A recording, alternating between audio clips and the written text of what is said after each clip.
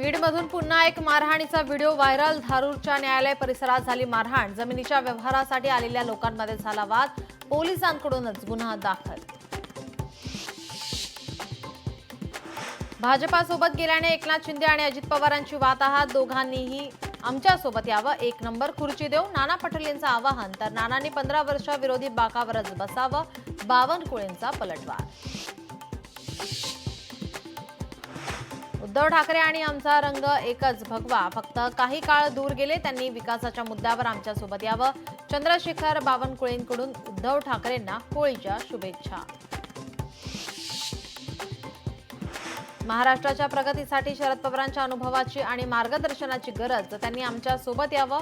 चंद्रशेखर बावनकुळेंचं शरद पवारांना आवाहन।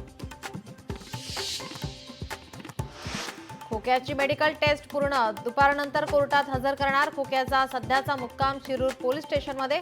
Police कोर्टाकडून खोक्याची custody मागण्याची शक्यता।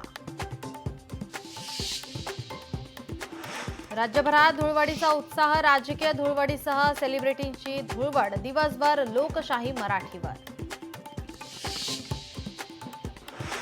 धुळवडी निमित्त चिकन मटण खरेदीसाठी दुकानाबाहेर मोठी गर्दी। मुंबईत अर्ध्या किलोमीटरच्या रांगा, तर नागपुरात खरेदीसाठी करावी लागते 2 ते 3 तासांची प्रतीक्षा।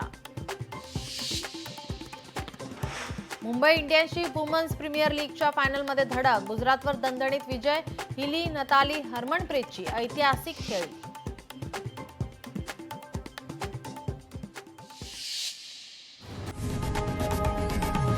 लोकशाही मराठी ऐका, पहा, जागरूक रहा।